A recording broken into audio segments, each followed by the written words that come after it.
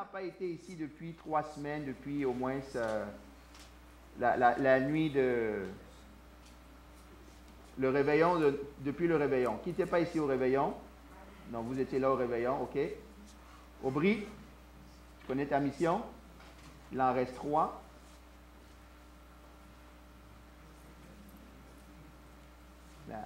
La dame là-bas qui va lever la main, tu vas lui dire de piger 1.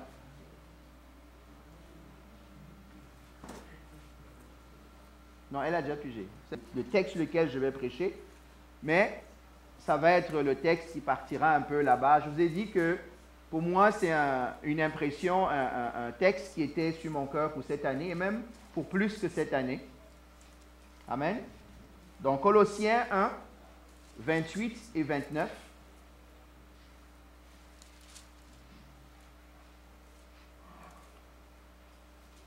Colossiens après Éphésiens.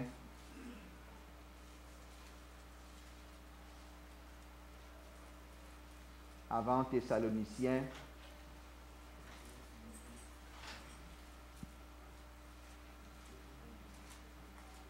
Nouveau Testament. Colossiens 1, 28 et 29.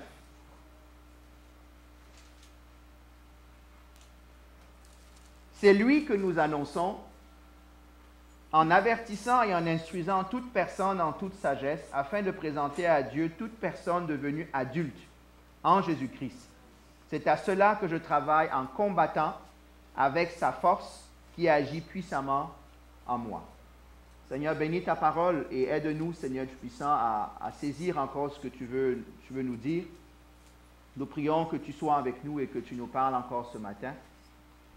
Bénis ta parole, Seigneur, et qu'elle agisse puissamment encore au travers de nous, Seigneur Jésus, afin que cette parole devienne vraie dans nos vies, Père éternel. Je te bénis et je te rends grâce. Amen. Le verset 8 dit, « Je travaille, je fais tout, afin que toute personne soit présentée, quoi? Devenue adulte. » Un enfant ne naît pas adulte. C'est vrai? Même si la blague dit des fois, l'enfant là avec la moustache et avec les dents, on sait que ce n'est pas vrai. On s'est souvent dit qu'il a resté trop longtemps dans le ventre. De la même manière, en tant que chrétien, lorsque nous venons à Christ,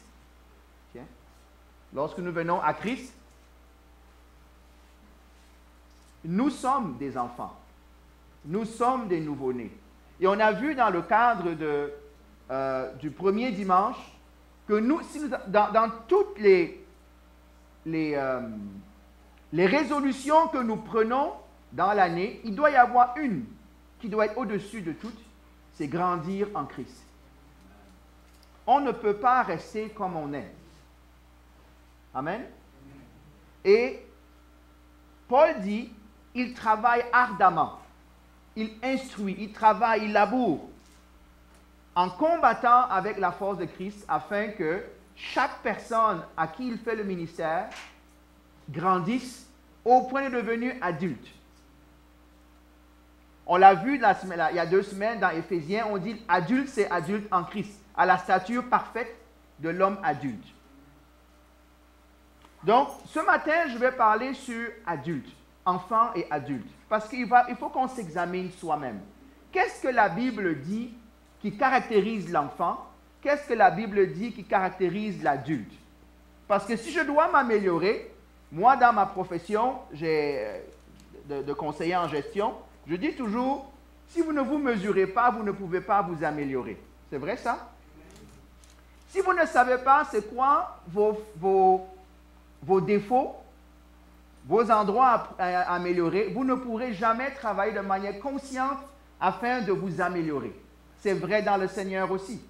Nous devons savoir qu'est-ce que ça veut dire être un enfant. On peut avoir 90 ans et être un enfant en Christ.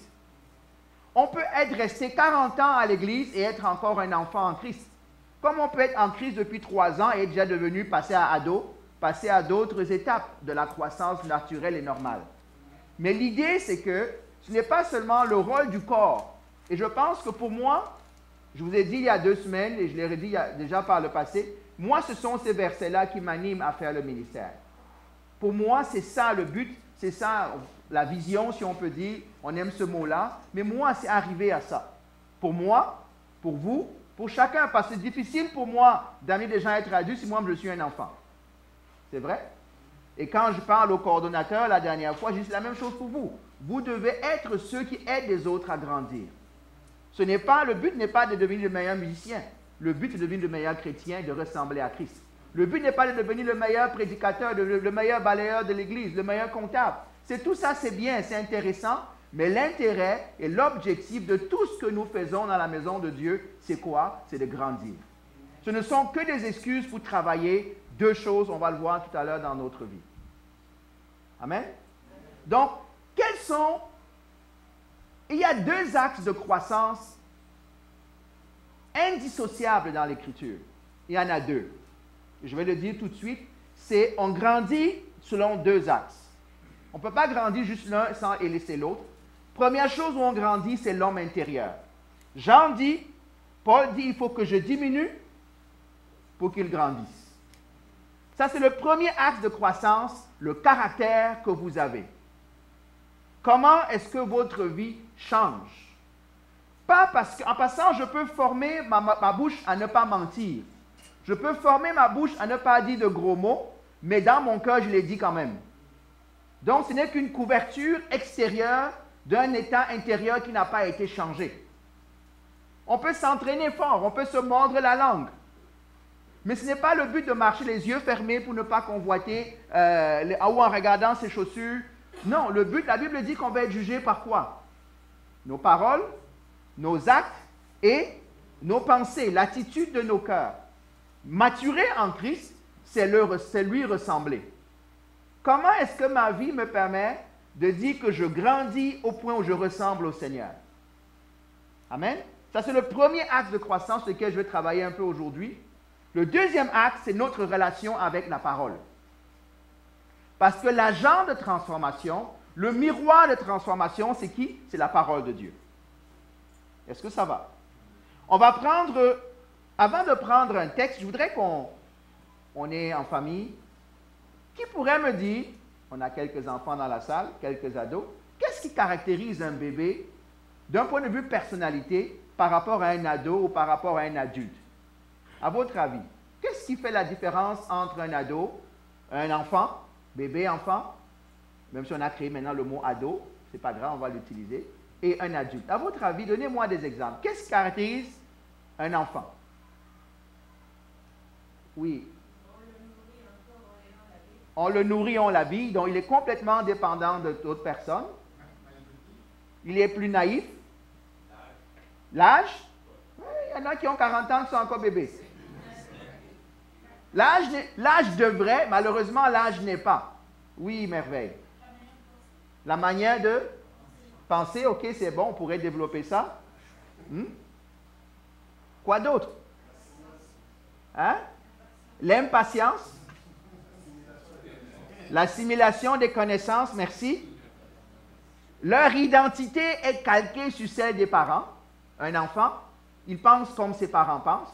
C'est pour ça que des bons parents vont influencer comment est-ce que leurs enfants pensent. Ils sont un peu irresponsables. En passant, tous ces principes que je commence à donner naturel, imaginez-vous, ça va être dans le spirituel. Hein? Donc, je suis content que vous qualifiez le naturel. Ça va nous permettre de nous mesurer par rapport au spirituel.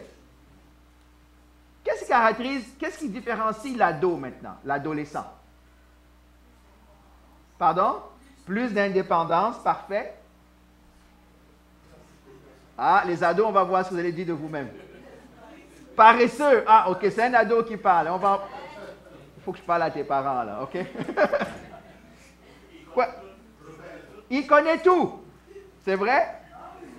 Il connaît tout. Il rejette toute autorité autre que la leur. Il expérimente. L'enfant aussi expérimente, c'est bien. Il est impatient aussi comme l'enfant. Rêveur. Vous n'avez donné que des défauts. Il y a quand même des qualités à l'enfant, il y a quand même des qualités à l'ado.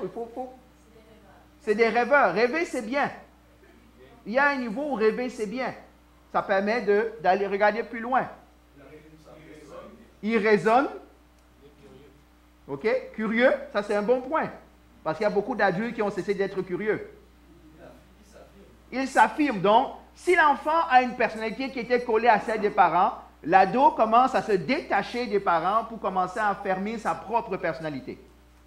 C'est vrai? D'ailleurs, il va rejeter la personnalité des parents pour aller s'identifier ailleurs. Malheureusement, c'est de mauvais modèles ailleurs, dans les groupes d'amis, dans les choses auxquelles il va fréquenter, ben, c'est là où le danger va se trouver. C'est vrai? Ce sont des montagnes russes émotionnelles, les ados, hein? Téméraires. Débrouillards. C'est qui a dit ça? OK. Débrouillards. Ils veulent refaire le monde. C'est vrai? Ils veulent refaire le monde.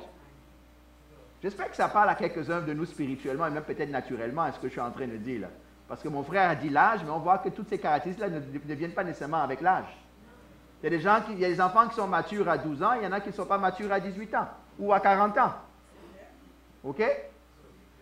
Maintenant, qu'est-ce qui caractérise, à votre avis, l'état d'adulte? La majorité? Non. Toi, tu es dans l'âge. OK, mais OK. La responsabilité. Ils sont plus responsables. Un adulte apprend la responsabilité. Quoi d'autre? Il connaît mieux son identité. Ah, ça doit parler à certains d'entre nous. Est-ce que tu connais vraiment ton identité? Ça veut dire que peut-être tu es encore en... Quoi d'autre? C'est intéressant, ça. La capacité de propager, c'est-à-dire...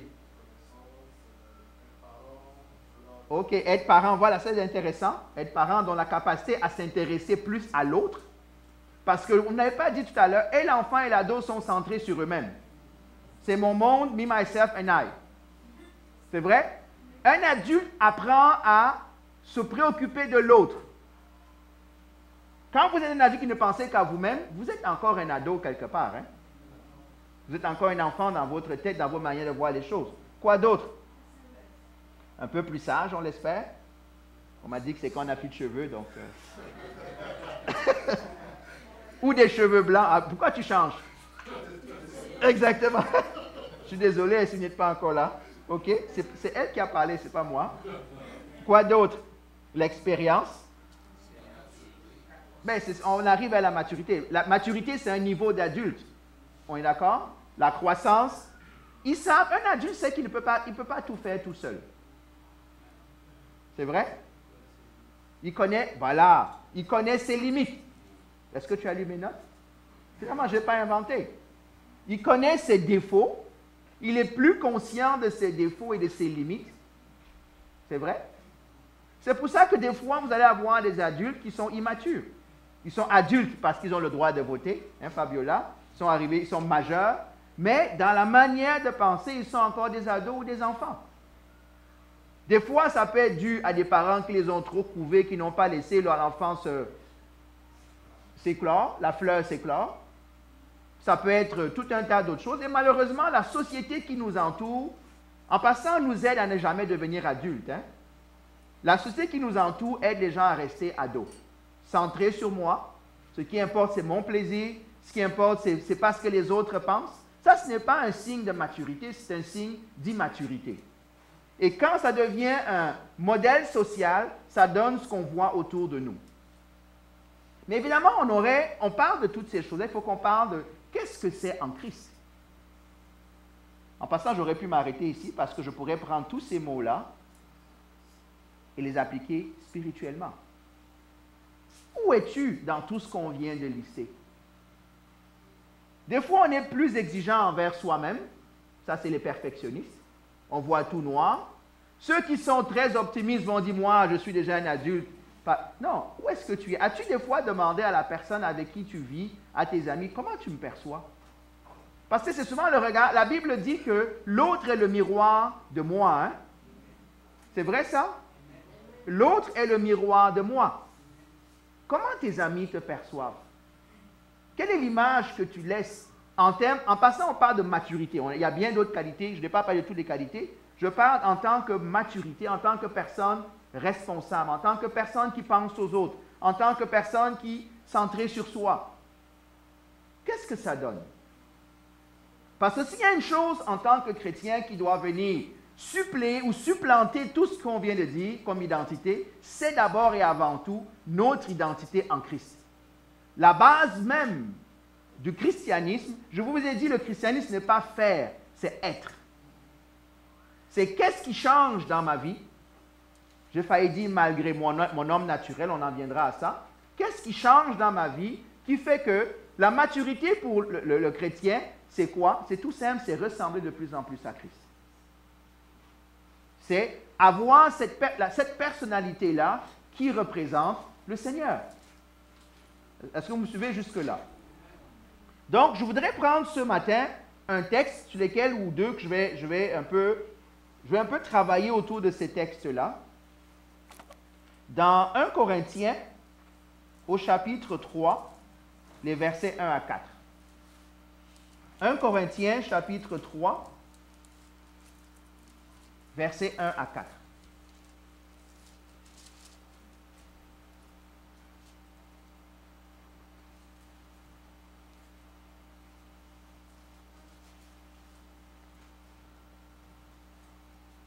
Est-ce que nous avons un ou une personne qui voudrait lire? Je serais intéressé à avoir plus d'une traduction dans la lecture. 1 Corinthiens chapitre 3 verset 1. Pour moi, frère, ce n'est pas comme à des hommes spirituels que j'ai pu vous parler, mais comme à des hommes charnels, comme à des enfants en Christ. 2. Je vous ai donné du lait, non de la nourriture solide, car vous ne pouviez pas la supporter, et vous ne le pouvez pas même à présent, parce que vous êtes encore charnels. 3. En effet, puisqu'il y a parmi vous de la jalousie et des disputes, n'êtes-vous pas charnels et ne marchez-vous pas selon l'homme? Car quand l'un dit, moi je suis de Paul, et un autre, moi d'Apollos, n'êtes-vous pas des hommes? Amen. Est-ce que quelqu'un a une traduction différente? Ça ressemble à ce que vous avez? Moi, je vais lire ouais, vas-y. En réalité, frère, je n'ai pas pu vous parler comme les gens qui ont l'Esprit de Dieu.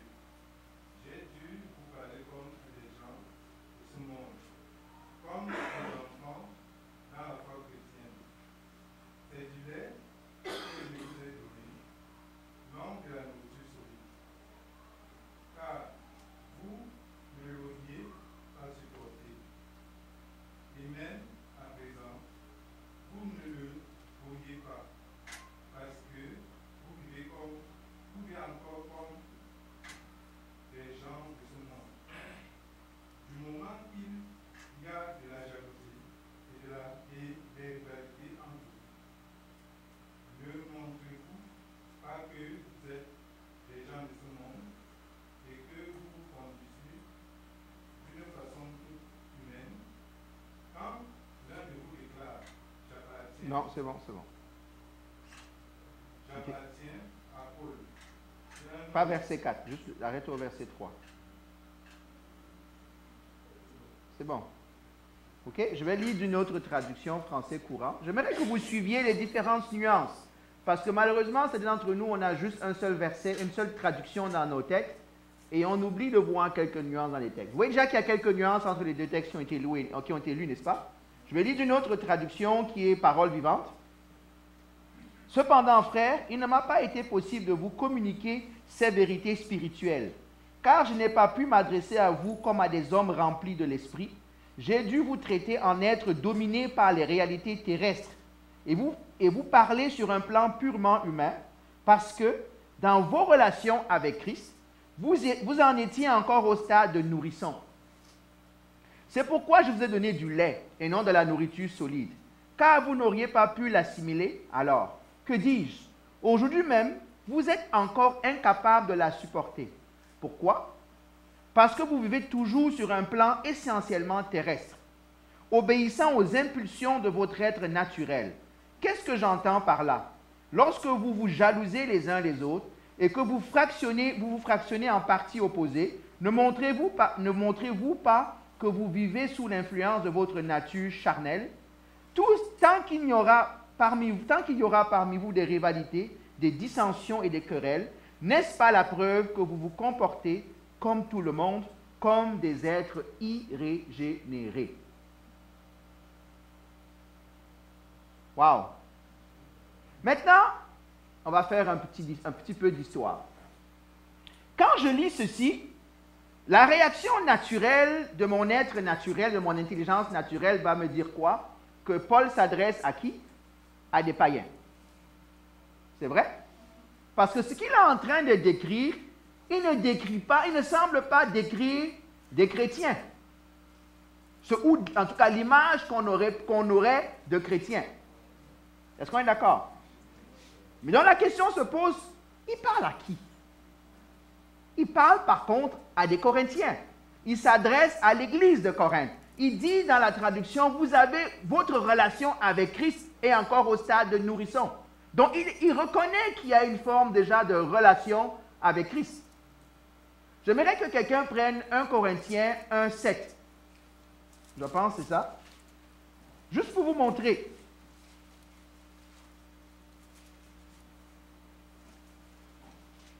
Non, 5 à 7. Quelqu'un veut lire? Oui, vas-y. Car en lui vous avez été comblés de toutes les richesses qui concernent la parole de la connaissance, le témoignage de Christ ayant été solidement établi parmi vous, de sorte qu'il ne vous manque aucun don dans l'attente qui vous est de la manifestation de notre Seigneur Jésus. Amen. Donc, à la même audience qui dit au chapitre 3 qu'on a lu tout à l'heure, il dit quoi? Vous êtes comblés de toutes les richesses, en particulier la parole et la connaissance. Le témoignage de Christ a été solidement établi parmi vous. Il ne vous manque aucun don. Hey, ce n'est pas une belle église, ça? Si on s'arrêtait là, on voudrait tous aller à Corinthe. C'est vrai? Ils sont bénis, ils ont la connaissance, ils ont la parole de Dieu, Christ a été solidement établi au milieu d'eux, il ne manque aucun don au milieu d'eux. Et pourtant, 2 chapitres plus tard, Paul leur dit, malgré tout ça, vous êtes encore des nourrissons. En passant, je voudrais qu'on comprenne une chose. Être un nourrisson n'est pas un problème. Hein? Ce n'est pas un défaut. Est-ce qu'on est d'accord? C'est normal qu'un enfant qui naisse soit un nourrisson. C'est normal qu'un enfant qui naisse soit tout ce qu'on a dit tout à l'heure. Ça fait partie d'eux. Mais ce qui va travailler Paul, c'est quoi? C'est que malgré tout ça, vous n'avez pas réussi à grandir au point où je peux vous parler d'égal à égal, plus ou moins. Je suis obligé pour vous donner de la viande, de passer ça au blender. Je suis obligé de rabaisser l'enseignement que je donne et de garder ça au niveau du lait. Parce qu'il va dire tout à l'heure, et ça va être le deuxième point. La différence de maturité, c'est le caractère qu'on va parler aujourd'hui, mais aussi la relation avec la parole. En sommes-nous encore au lait ou en sommes-nous à des choses plus solides? Ce sont ces deux facteurs-là qui vont nous aider à grandir. Ça, je ne vais pas parler de la parole aujourd'hui, on le fera dimanche prochain. Donc revenons à nos amis corinthiens, revenons à nous. Être à l'église ne suffit pas. Être sauvé ne suffit pas. C'est peut-être bon pour aller au ciel, mais en attendant, ce n'est pas assez. Est-ce que vous me suivez? Avoir tous les dons du monde, ce n'est pas assez. Imagine, un don, c'est quoi? C'est une capacité spirituelle à exercer une action ou une autre à la gloire de Dieu. Amen? Admettons que vous vous engagiez dans une armée. Il y a des jeunes qui aiment aller dans l'armée, hein, il y a des cadets parmi nous. Et la première chose qu'ils veulent, c'est qu'on leur donne une arme et qu'ils tirent. OK? Admettons que vous arriviez à l'armée et on met entre vos mains, sans formation, sans rien, un bazooka. Pensez-vous que vous allez être capable de tirer? Probablement oui. Au bout de 3-4 secondes. Saurez-vous quand utiliser le bazooka? J'en doute pas. Pourquoi? Il me manque la maturité. Il me manque de savoir quand utiliser quoi. Il me manque. Mais tant que je reste comme un enfant, je vais avoir cette attitude-là. Tout sera un jeu et un jouet pour moi. La même chose en Christ. Je peux avoir tous les dons du monde et faire plus de dégâts que de bien. Parce qu'il va me manquer une chose, l'homme intérieur. Pensez à Vous connaissez le surnom de Jacques et de Jean? Les fils du tonnerre. Vous savez pourquoi Jésus les a surnommés les fils du tonnerre? Qui peut me dire? Pourquoi ils sont appelés dans la parole les fils du tonnerre? Oui, ils sont impulsifs, mais pourquoi? Il y a un événement bien spécifique dans la parole qui montre leur impulsivité. Ok, je ne vais pas vous mettre dans l'embarras plus qu'il ne faut si personne ne veut répondre. Ils ont demandé de faire tomber la foudre. Ils ont dit à Jésus, et il y en a 2, 3 là qui sont en train de dire des choses qui ne sont pas correctes, ils ne sont pas en train de te suivre, ils sont en train de mal parler de toi, ils te rejettent. Veux-tu, Seigneur, qu'on fasse tomber la foudre sur eux? Oui, c'est écrit dans la parole. Les apôtres. Mais ils sont nouveaux chrétiens quand ils disent ça. On est d'accord? Je vous montre l'attitude d'un nourrisson. Il dit, Seigneur, veux-tu que je fasse tomber la foudre? C'est pour ça qu'ils s'appellent les fils du tonnerre. Qu'est-ce que Jésus a répondu? Ah, rien de moi. Vous ne savez même pas quel esprit vous anime. Moi, je ne suis pas venu détruire, je suis venu sauver. Mais certains d'entre nous, on en a parlé la dernière fois, quand on a le pouvoir s'exerce certainement et durement. Je suis quand même le chef. Je suis quand même le responsable de telle équipe. Tu ne me parles pas comme tu veux. D'ailleurs, out. Je vais aller parler au pasteur, puis d'ailleurs, il faut qu'on te chasse de l'église. Parce que je sais qu'on fait tomber tous la foudre plus souvent qu'on ne pense, hein? Ça, c'est de l'immaturité. Je ne dis pas que l'autre a raison d'agir comme ça. Ça, c'est un autre cas. Il est peut-être immature. Quand 2 immatures se croisent, ça fait la 2e guerre ou la 3e guerre mondiale. Donc, revenons dans 1 Corinthiens 3. Regardons les choses que Paul nous dit ici. Donc, pour ma part, frères et sœurs, je lis maintenant d'une seconde 21, celle qui est affichée. Je n'ai pas pu vous parler comme à des personnes dirigées par l'Esprit. Donc, l'enfant, Paul va établir un fait ici. L'enfant et le nourrisson en Christ sont encore dirigés par quoi? Par l'être charnel. Ils sont encore un peu trop adamiques. Ils ne sont pas encore assez régénérés en nouvelle création. Et c'est peut-être normal, je rappelle, si quelqu'un vient juste d'arriver à la foi, malgré toute sa connaissance technique, malgré ses doctorats, malgré tout un tas de choses, il est encore un nourrisson. Et malheureusement, nous avons tendance à ne pas reconnaître ça. Quelqu'un vient, il sait parler. Quelqu'un vient, il se présente bien. On dit, ah voilà quelqu'un qu'on veut placer quelque part. Non, il est encore un bébé. Quoi qu'il veuille dire, même si son orgueil naturel lui dit, écoute, tu ne comprends pas. Moi, quand je m'en vais ailleurs, tout le monde fléchit les genoux devant moi. Mais il doit reconnaître que là où il est, c'est un nourrisson. C'est drôle comment des gens qui viennent d'arriver à la foi ont tendance à t'expliquer comment la foi devrait être. Vous avez remarqué ça? Des fois, les gens qui ne savent rien de la vie chrétienne, dès qu'ils arrivent, ils ont une opinion sur tout, et tout doit changer comme ils doivent être. C'est encore une réaction très naturelle, très charnelle. Paul dit,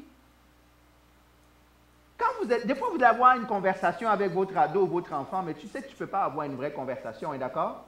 Tu es obligé de lui expliquer en quelques mots, tu espères qu'il va comprendre à son niveau. Qui a été ado ici? Ah, ok. Donc, ça veut dire que vous êtes capable de vous rappeler comment vous étiez vis-à-vis des parents, hein? C'est vrai? Oh! Ah, le vieux, tais-toi. Tu ne comprends pas. Bon, on avait assez de respect pour ne pas le dire. Maintenant, malheureusement, il y a le 911, il y a toute une autre éducation qui doit être donnée. Mais on le pensait fort, hein? C'est vrai? Mais, je ne sais pas pour vous, hein? Mais moi, à un moment donné, il y a un jour, je ne sais pas quand c'est arrivé dans ma vie, je me suis assis et l'autobus m'a frappé, comme on dit au Québec. J'ai dit, OK. Finalement, je me rends compte que ce n'est pas aussi facile que ça d'être un parent, hein? Non, je vous dis la vérité. Et j'ai commencé moi qui étais plus ou moins rebelle ouvertement avec mon père, J'ai commencé à apprécier plus les décisions qu'il prenait en sachant qu'il a fait de son mieux. Je n'étais pas d'accord toujours. Et même jusqu'à présent, je n'étais pas d'accord, paix à son âme.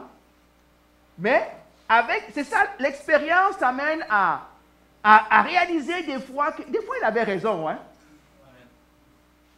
J'espère que vous êtes arrivés à vous réconcilier avec ça, parce que certains d'entre nous encore ça contre leurs parents. À un moment donné, on grandit et on se rend compte que la vie, ce n'est pas blanc ou noir. Quand je parle avec mon fils, des fois, on lui dit, il dit non, tu n'as qu'à faire ça simplement. Ok, si c'était aussi simple. C'est vrai, non? Même si en passant, des fois, ils ont raison, des fois, nous, les adultes, on a compliqué les choses. C'est vrai? Il va te dire, oui, mais si tu es fâché contre quelqu'un, va seulement lui parler. Et là, toi, tu commences à faire toute une... Non, il a raison dans ce cas-là. Donc, il faut qu'on comprenne qu'il y a des choses dans nos vies qui doivent grandir. Et Paul établit un principe qui est de base ici. Et j'espère qu'on vous a déjà enseigné ce que je vous enseigne là ce matin. Si on ne vous l'a pas enseigné, c'est le moment d'y réfléchir. Ça n'a rien à voir avec votre âge en Christ. Ça n'a rien à voir avec le nombre de délivrances que vous avez fait. Ça n'a rien à voir avec le nombre de messages que vous avez prêchés. Ça n'a rien à voir avec la beauté de votre chant. Ça a à voir avec une chose. Je n'ai pas pu vous parler comme à des personnes dirigées par l'Esprit. Mais comme à des personnes dirigées par quoi? Par leur chair, par leur nature propre. Ça, c'est l'être adamique en nous. Parce qu'évidemment, quand vous arrivez en Christ, l'Adam est encore solide, quoi que vous le vouliez le reconnaître ou pas. Je comprends qu'il y a des conversions où Dieu change tout d'un claquement de doigts. C'est plus rare que vous pensez. Ne pensez pas que vous êtes spécial en ce sens-là, ou spéciaux, excusez-moi. On passe tous par là à des vitesses plus ou moins grandes. Mais il faut qu'on se rende compte qu'à un moment donné, je suis encore en train d'agir comme un enfant. J'ai beau être pasteur, j'ai beau être 40 ans dans le Seigneur, prier pendant 40 jours, jeûner pendant 400 ans, je suis encore un enfant dans mon attitude. Et vous ne pourrez pas grandir en Christ. Et c'est pour ça, en passant, que certaines de nos vies ne décollent pas. Parce que si je ne peux pas donner un bazooka à un enfant, il va faire plus de dégâts. Dieu, des fois, va retenir des choses qu'ils vont faire dans nos vies parce qu'on est encore des enfants. On est un danger public. Même dans la maison de Dieu. Moi, je vous dis une chose. La valeur la plus importante pour Dieu, vous savez, c'est qui? C'est la personne assise à côté de vous. C'est vous. C'est l'âme. Jésus est venu sauver des hommes, hein? Il n'est pas venu bâtir des bâtiments. Il n'est pas venu faire des campagnes d'évangélisation. Il est venu ici manifester son amour. Et l'amour qu'il a été déversé à la croix pour que vous et moi soyons assis ici autour d'une table et tout le monde dans le monde. Donc, je ne peux pas être celui qui devient, la Bible dit, faites attention à ne pas être une pierre d'achoppement à un frère ou à une sœur. Ça, c'est la maturité. D'ailleurs, dans Romains, il va écrire aux forts, ceux qui sont matures. Il ne faut pas que ta maturité devienne, ou c'est même pas la maturité, ta connaissance devienne un obstacle à la foi de quelqu'un d'autre. Des fois, on connaît un peu trop, et bien, mais si c'est pris avec nature charnelle, pompeuse, je suis en train de détruire une autre vie pour qui Christ a donné sa vie.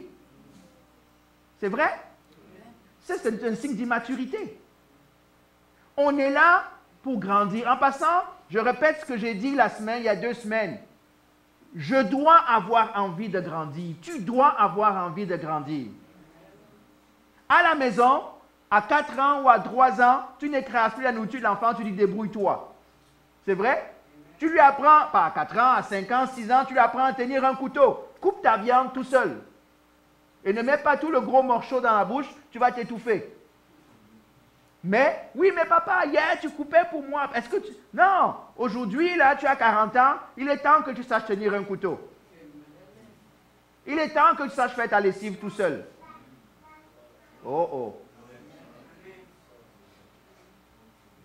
Il y en a qui s'en vont se marier, qui ne savent même pas encore faire leur lessive. Ne riez pas là. Oh, oh. Il y en a qui commencent à regarder leurs chaussures là. C'est le moment d'apprendre, hein? Je vous dis.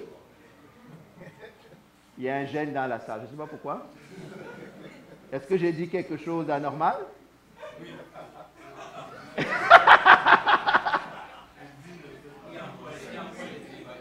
Il y a encore des célibataires. Mais il faut vous préparer au mariage. Vous n'êtes pas en train, pour les hommes, vous n'êtes pas en train d'aller chercher une femme qui est venue faire le ménage chez vous. Ça s'appelle une femme de ménage, vous avez besoin de vous marier pour ça. Oh oh.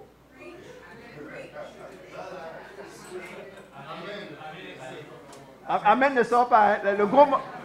Le gros morceau de viande empêche qu'Amen sorte. Hein? Même chose, les dames, vous n'êtes pas là pour que les hommes soient là pour pouvoir pour vous et vous restez à la maison. C'est pas comme ça que ça marche. C'est pas comme ça que ça marche. Chaque partie amène quelque chose à la table.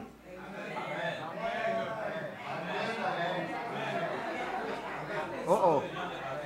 Là, quand c'est amen pour l'autre, ça passe. Toi, tu penses seulement aux qualités de l'autre. Toi, qu'est-ce que tu amènes? Qu'est-ce que toi, tu amènes? Ah, moi, je veux un qui est comme ça, qui est comme ça. Moi, je veux une qui fait ça, ça, ça, ça. Et toi, tu veux être comment? Moi, je veux quelqu'un qui prie. Toi, tu ne pries pas. Quand il va commencer à prier, tu vas dire, chérie, qu'est-ce qui se passe? Moi, j'en ai vu, hein?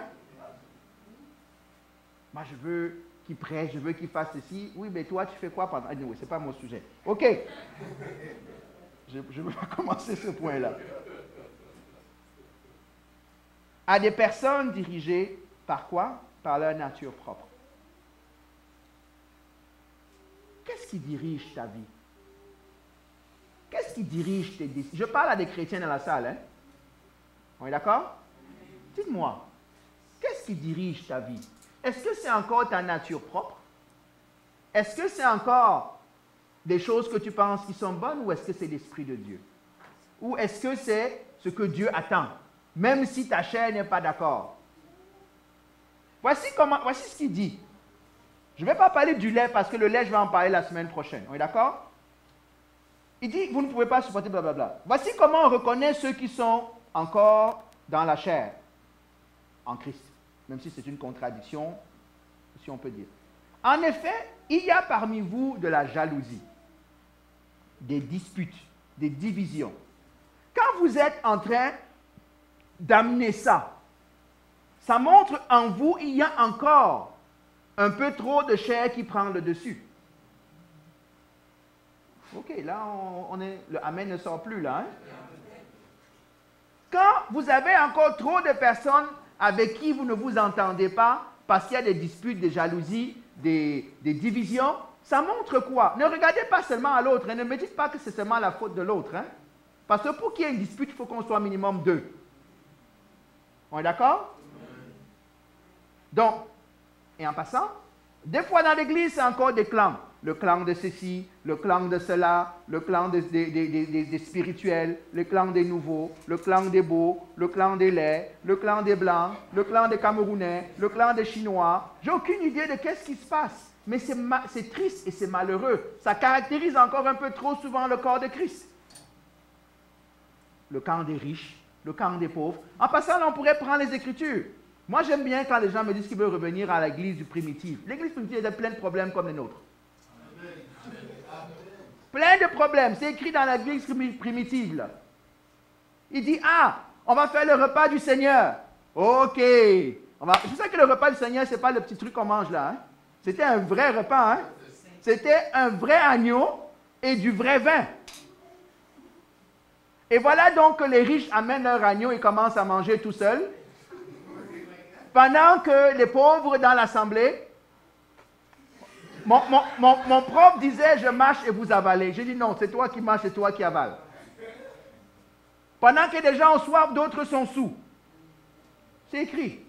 1 Corinthiens, chapitre 11, je pense, ou 13. Quelle honte. Malheureusement, ça existe encore aujourd'hui. Il n'y a peut-être plus l'agneau, il n'y a peut-être plus tout ça. Il y a encore des clans, il y a encore des divisions. En passant, les Corinthiens, si vous regardez sur quoi ils se disputent, là, ce que Paul leur reproche, c'est très spirituel. Hein? Moi, je suis de Paul, moi, je suis d'Apollos, moi, je suis de blablabla. Et il y en a même qui disent, moi, je suis de Jésus. Ça, c'est vraiment ceux qui sont top. Ils ne sont même pas au niveau des hommes. Vous êtes encore à Paul, à Apollos. Nous, on est Christ direct, hein? Branché direct. Mais pendant ce temps, les divisions, les bagarres. Vous serez surpris en tant que pasteur le nombre d'interventions qu'on doit faire pour gérer les disputes entre des frères et des sœurs en Christ. Ouh. Oh, oh. Oh. Ça veut dire qu'on est immature, hein? Vous savez comment Paul dit aux Corinthiens, encore eux, il va le dire à d'autres églises. Il dit, je ne comprends pas, non seulement vous vous disputez entre vous, mais vous allez même au tribunal. Tu traites ton frère, tu prends ton frère, tu dis, moi je porte te plaindre contre toi, on se retrouve au tribunal de Montréal. Et il dit, vous allez exposer vos problèmes même devant des païens. Vous savez comment les païens voient quand ils vous... En plus, c'est vous les chrétiens. Waouh, c'est intéressant ça. Donc finalement, l'amour dont vous parlez là, c'était juste un livre théorique, blablabla là. Et tu arrives au tribunal, tu arrives devant le pasteur, tu appuies ton frère, tu appuies ta soeur. Ah, c'est même pas un chrétien, regarde ce qu'il m'a fait. La parole de Dieu dit que si tu commences à déjà traiter ton frère de raca, tu es comme un meurtrier. Ouais, je sais que c'est pas... Ça, c'est pas du lait, hein, ce qu'on est en train de dire là. Ce que Jésus dit là, c'est pas le lait. C'est un peu plus solide. La même parole. Paul dit, supportez donc quoi? Quelques injustices. Oui, mais c'est pas juste. Tu comprends pas, Seigneur. La vie n'est pas juste. Mais Dieu dit, par souci de maturité pour la gloire de mon nom, souffre quelques injustices. Amen. Ça, c'est l'homme mature. En passant, c'est le caractère. Hein? C'est comment je suis capable de passer au-dessus d'une chose sans tenir rancune à quelqu'un. Souffrons donc de quelques injustices. Arrêtons de nous chamailler. Arrêtons d'être hypocrites. En passant, vous aurez toute la connaissance du monde. Je sais qu'il y en a qui aiment la connaissance ici. La Bible dit que vous aurez toute la connaissance du monde. Mais si vous n'avez pas ces choses de base, ça ne sert à rien. Ça ne sert à rien. Moi, un est d'accord. Donc, qu'est-ce qu'on peut voir? Je vais conclure. Donc, premier niveau de croissance, l'homme intérieur. Il faut que notre homme intérieur grandisse. En passant là, juste, je veux vous donner un petit truc. Hein? L'homme intérieur ne grandit pas à force de l'effort de l'homme naturel. Hein? L'homme naturel ne peut pas faire que l'homme spirituel grandisse. Est-ce qu'on est d'accord dessus? Vous pouvez vous priver de repas, vous pouvez faire tout ce que vous voulez, aller au gym. L'homme naturel ne grandit peut-être, se fortifie, mais l'homme spirituel ne fortifie pas. Allez faire les cours comment ça s'appelle, croissance intérieure, ça ne change rien à l'homme spirituel pour Dieu. La seule personne qui fait grandir l'homme spirituel, c'est le Saint-Esprit dans votre vie. C'est la soumission à l'Esprit de Dieu. C'est la soumission à la parole de Dieu. On va arriver à ça la semaine prochaine. Parce qu'on va voir qu'il ne peut pas y avoir de croissance vraiment de l'homme intérieur s'il n'y a pas de soumission à la parole de Dieu. Parce que si on te nourrit seulement avec du lait, tu vas grandir de manière désordonnée et faible. C'est vrai? Pourquoi à un moment donné, on arrête de donner le lait à l'enfant? Parce que ce n'est pas suffisant pour qu'il continue de grandir en santé. Il y a un moment donné où l'enseignement que tu dois recevoir ne peut pas être un enseignement de bébé. Classe de nouveaux chrétiens pendant 40 ans. Non. Donc, si on regarde, enfant ou immature, dirigé par sa nature propre, par sa nature charnelle, par ses désirs, Paul va dire, il y en a qui servent Christ pour leur ventre. Vous connaissez ce texte-là? Ils servent Christ pour leur ventre, pour leur intérêt, pour leur nom. Moi, je veux dire que j'ai aussi une église. Moi, j'ai besoin de manger. Le chemin le plus court pour avoir l'argent maintenant, c'est devenir pasteur. Ouvrir une église. C'est d'entre vous, vous savez de quoi je parle. Le chemin le plus court, c'est, mais moi, je veux qu'on sache que je suis apôtre, que j'ai 42 églises. C'est pas grave si personne n'est sauvé là-dedans, mais j'ai 42 bâtiments où mon nom est dessus. Il y a beaucoup de ministères qui sont au nom de la personne, pas au nom de Jésus-Christ. C'est eux qui sont au centre. C'est une forme d'immaturité. Mets un autre nom là. Tu n'es pas obligé de mettre le ministère José Tamo. Non, José Tamo n'a rien fait pour personne, rien du tout. Il a besoin du sang de Christ comme tout le monde. Il a besoin de se repentir de ses péchés comme tout le monde. Il a besoin de la grâce de Dieu comme tout le monde. Il n'y a pas de ministère José Tamo là, ça n'existe pas. Il y a le ministère de Christ du Saint-Esprit par des hommes, José Tamo, X, Y, Z, oui. Et même eux, ils sont encore soumis au même niveau. On a décrié le catholicisme avec les papes, on a recréé des mini-papes dans nos églises. On a recréé des mouvements avec des mini-papes. Et ça nous tue. Je ne sais pas pourquoi je parle de ça, mais ce n'est même pas mon sujet. Dirigé par leur nature propre, on est là pour assouvir nos désirs. Ça s'appelle l'hédonisme. Ceux qui sont en philosophie, là, ça s'appelle l'hédonisme. Je veux satisfaire mon corps. Ce qui est important, c'est moi. C'est me. Je peux utiliser Dieu pour faire ça. Hein? On m'a dit, ah, si tu donnes beaucoup de dîmes, Dieu va multiplier l'argent. Dieu n'a jamais dit ça. Hein? Dieu n'a jamais dit que si tu es fidèle à ta dîme, il va te donner plus d'argent. On n'est pas à Las Vegas, ce n'est pas un système d'investissement financier. Là.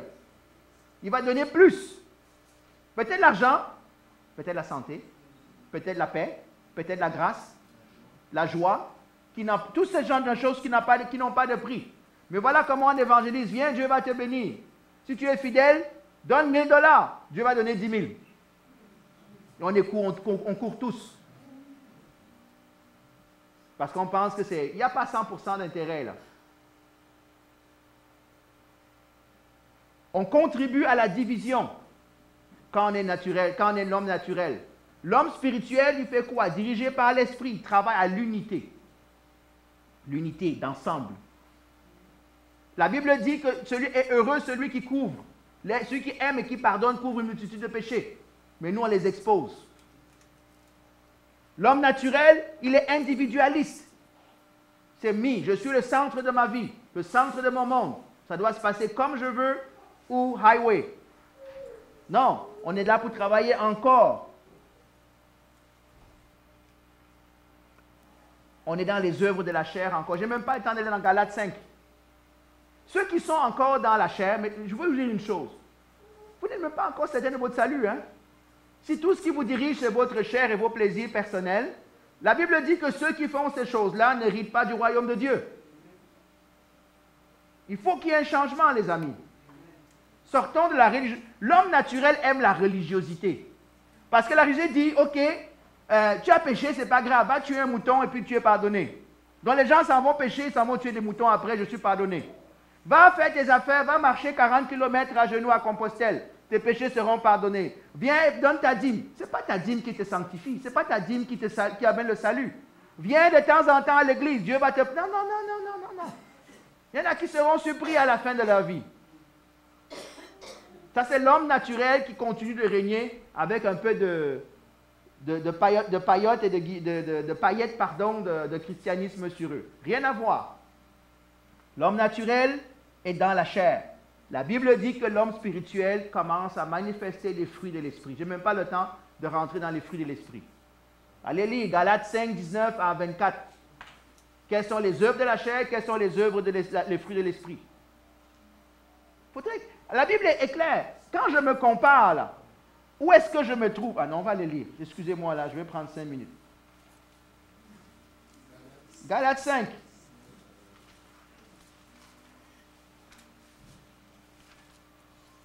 « 19.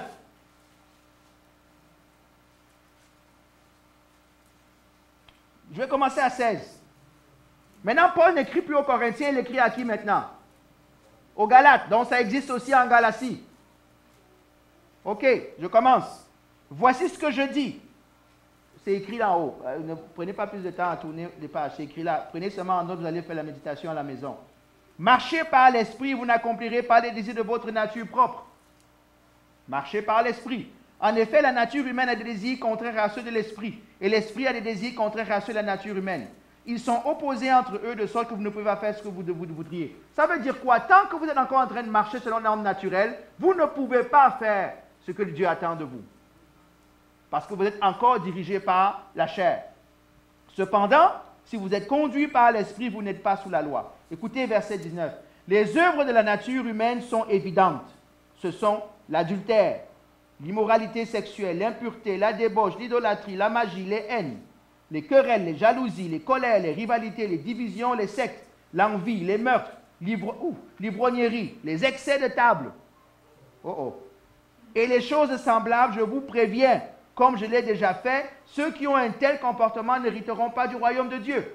C'est normal que quand on vienne à Christ, on soit encore de ce genre-là, mais il faut qu'il commence à avoir quoi? Un changement. Mais si vous êtes encore comme je viens d'écrire, et que vous n'êtes pas en train de vous battre pour sortir de là, en vous soumettant à Dieu, moi je mets en doute qu'il y ait l'Esprit de Dieu en vous, ou que vous le laissez vous parler. Le fruit de l'Esprit, c'est quoi? L'amour, la joie, la paix, la patience, la bonté, la bienveillance, la foi, la douceur, la maîtrise de soi. Il y en a 8 pour nous comparer. Allons nous mirer individuellement. Je ne veux pas me mirer par en haut ce que je ne fais pas. Hein? Je veux me mirer par ce que je suis devenu. Est-ce que je suis quelqu'un de paisible? Quelqu'un de bon, quelqu'un de doux, quelqu'un qui a la foi, bienveillant, maîtrise de soi. Il y en a qui sont comme, comment ça s'appelle ça là, les fusils où c'est, boum, ça explose, fusible court. Ça c'est la chair. On revient, je vais conclure.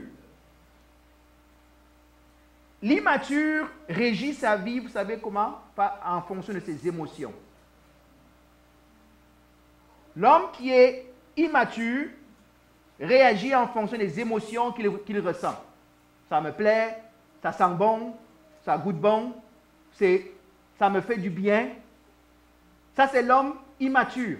Je gère ma vie selon mes émotions. Hein? Il y a les montagnes russes. Si vous êtes encore à ce niveau-là, si nous sommes encore à ce niveau-là, ça vous dit, en passant, ce n'est pas un message de condamnation, hein? C'est un message pour se mirer. Où est-ce que je suis? Parce que je rappelle ce que j'ai donné comme prémisse. Si vous ne savez pas où vous êtes, vous ne pouvez pas vous améliorer. Qu'est-ce qui détermine que je suis bon? C'est la parole de Dieu. C'est pour ça qu'on va parler de ça la semaine prochaine. Il dit, je gère mes situations par mes émotions. Alors que l'homme mature, le chrétien mature, fait face aux situations en fonction de la parole de Dieu et l'Esprit de Dieu. Ça fait ma transition vers la parole. Je conclus en disant ceci. Dans le nourrisson se trouve tout son avenir. C'est vrai? Il est déjà tout ce qu'il peut être. Mais il est encore bébé.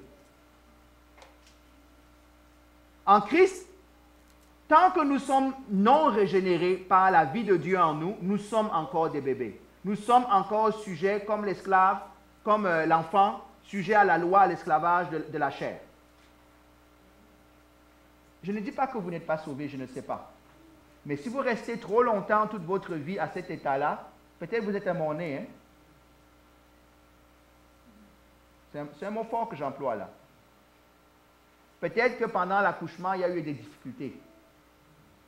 Et que Christ n'a jamais été vraiment formé en vous. Peut-être que vous avez été touché intellectuellement par le message. Peut-être que vous avez été touché émotionnellement par le message. Mais le but n'est pas d'être touché ni intellectuellement, ni émotionnellement. C'est d'avoir notre vie transformée par Dieu. Parce que l'homme naturel est encore dans la chair, on l'a vu, donc non régénéré par l'esprit, alors que l'homme mature a Christ formé en lui. Il grandit à l'image de Christ. Le thème de cette année, c'est grandir. C'est grandir. Ma prière pour chacun d'entre nous, c'est que quand on va faire le bilan de notre vie de l'année à la fin, que tu sois capable de dire, Seigneur, j'ai fait I made an assessment. Tu dis, Seigneur, voici des choses qui, en me mirant dans ta parole, me montrent qu'il y a du travail. En me mirant dans le regard de ceux qui sont autour de moi. Parce que je vous dis, s'il vous plaît, ne négligez jamais le regard que les autres ont sur vous. Ce sont souvent de bons reflets. Peut-être pas de la réalité intérieure, mais c'est au moins c'est ce que vous projetez. N'allez pas vous battre contre eux. Peut-être que si vous projetez ça, c'est qu'il y a vraiment ça derrière. Ne le prenez pas mal. Peut-être qu'ils vont vous dire ça de la mauvaise manière. Après, vous êtes énervé contre eux. Examinez ce qu'ils vous ont dit. Peut-être qu'il y a une part grande de vérité dedans. Parce qu'il faudrait qu'à la fin de l'année, je sois capable de dire, OK Seigneur, moi, voilà ce que j'avais fait comme constat par ta grâce. Et là, quand je fais ça, j'ai maintenant conscience de comment me tenir devant Dieu.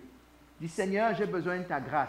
Ça fait longtemps que je me bats avec la colère. Ça fait longtemps que je me bats avec les commérages. Ça fait longtemps que je me bats avec les plaisirs de la table. Ça fait longtemps que je me bats avec tout un tas de choses qui sont bonnes, mais qui sont seulement là pour nourrir ma chair.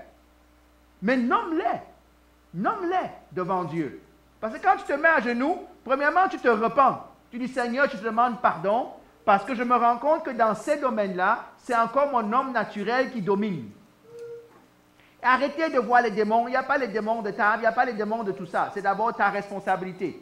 La délivrance après viendra après si c'est nécessaire. Mais commence par reconnaître ta propre responsabilité et dis, Seigneur, maintenant que tu m'as dit ça, je viens devant toi, je te demande pardon. Seigneur, travaille ça en moi. Ne me laisse pas avant que tu aies fini cette œuvre-là. Et que le meilleur témoin de cette transformation soit mon épouse, mon époux, mes amis, les gens autour de moi. Que les gens me disent, et tout à coup, c'est un peu différent. Tu es un peu différent depuis quelque temps. Qu'est-ce qui se passe? Tu dis, non, quand ce sera fini, tu comprendras. On a besoin de grandir. On a besoin d'avoir une reality check sur nos vies. Les gens autour de vous, de nous vont nous aimer, vont nous dire ces choses. Avec amour, j'espère. Des fois, malheureusement, sans prendre de gants.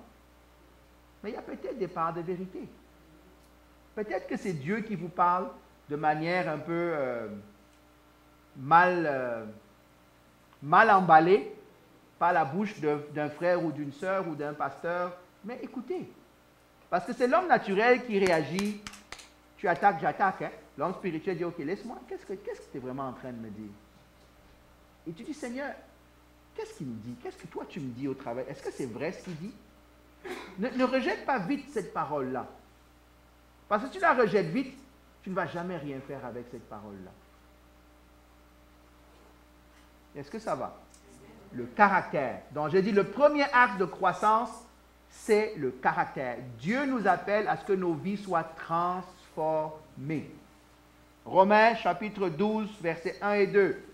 Je vous invite donc, mes frères, à offrir vos corps comme un sacrifice vivant, ce qui serait de votre part un culte raisonnable.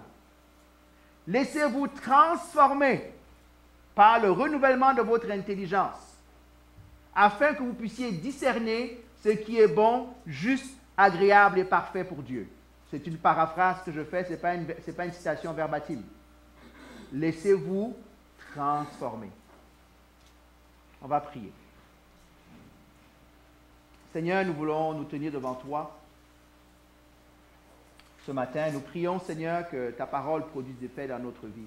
Moi le premier, Seigneur. Parce que personne ne peut se tenir devant toi et dire qu'il est parfait. Nous sommes parfaits en Christ, c'est vrai, mais nous avons tous du chemin à parcourir. Il y a encore des zones à explorer dans nos vies, Seigneur. Ce matin, Seigneur, tu nous as parlé de notre caractère, de l'homme intérieur, de l'homme charnel qui, des fois encore, prend un peu trop le dessus dans nos vies, Seigneur. Et les traits de caractère, Seigneur, que nous devons apprendre à nous laisser transformer, afin que le fruit de l'Esprit soit manifeste dans nos vies, Seigneur. Père, parle à chacun, ici présent, à chaque personne qui écoutera ça plus tard, Seigneur. Et que notre orgueil, Seigneur, se mette de côté, que notre ego, le centre de l'homme naturel qui est l'ego, qu'il se mette de côté et qu'il laisse ton esprit encore travailler, Seigneur. Père, moi, je veux devenir un adulte en Christ. Je veux que d'autres deviennent des adultes en Christ. Je veux que mes frères et mes sœurs aient envie de devenir des adultes, Seigneur. Je sais que des fois, quand on est adulte, on trouve que la vie est plus difficile. J'en entends qui disent, je préférais rentrer dans l'enfance, c'était plus facile. Ce n'est pas vrai que c'était plus facile. Aide-nous à aspirer à cette croissance, Seigneur. Je te dis merci pour ta parole. Merci parce que tu ne nous laisses pas seulement écrasés au bord d'une route, mais tu nous donnes le moyen aussi d'être transformés. Merci pour ton œuvre, Saint-Esprit. On l'a dit vendredi soir quand on a prié ici, on le dit encore ce matin, nous venons à toi, Seigneur. Nous voulons nous offrir à toi, Seigneur. Nous voulons grandir, nous voulons maturer. Nous voulons, Seigneur, grandir dans la sanctification, dans la consécration. Nous voulons être des témoins de Christ vivant partout où nous allons, Seigneur. Nous crions après la puissance de Dieu, que l'Église a perdu la puissance, mais c'est parce que les chrétiens ont perdu aussi la transformation, Seigneur. Tu ne peux pas donner ta puissance si on ne sait pas quoi faire avec ça, Seigneur. Père, nous voulons voir ta main, nous voulons voir ta puissance encore se manifester. Nous voulons voir des vies transformées, Seigneur. Mais nous voulons être dignes de recevoir cette puissance afin de l'utiliser à bon escient, Seigneur. Pas à la gloire de la chair, mais à la gloire de Dieu. Pas pour détruire les hommes et les âmes et les vies pour lesquelles tu as donné ta vie, mais pour pouvoir les bâtir, Seigneur, Papa. Pour pouvoir confondre les œuvres de l'ennemi, Seigneur. Oh, parce qu'il y a un Dieu qui règne, Seigneur Jésus. Dans tout ton ministère, Seigneur, tu n'as jamais pointé le doigt vers toi. Tu as toujours pointé vers le Père. Tu as toujours pointé au-dessus de toi. Et apprends-nous à faire la même chose, à ne pas travailler pour nous, mais à travailler pour toi, pour la gloire du Père, pour la gloire du Fils, pour la gloire du Saint-Esprit. Nous ne sommes que des vases de terre qui contiennent cette œuvre précieuse, cette vie précieuse, Seigneur. Aide-nous à ne pas confondre les rôles. Nous ne sommes pas, tu n'es pas à notre service. Nous sommes à ton service, Seigneur. Je veux te bénir et je veux te rendre grâce. Merci pour ta parole qui ne retourne pas sans accomplir ta volonté, sans arroser et sans fertiliser la terre, Seigneur. Je te bénis pour les fruits, que nous puissions individuellement témoigner, grandir encore de ce que tu as fait dans nos vies, parce que nous te laisserons le faire encore cette année, Seigneur. Sois béni et sois glorifié. Dans le nom de Jésus, Amen. Amen.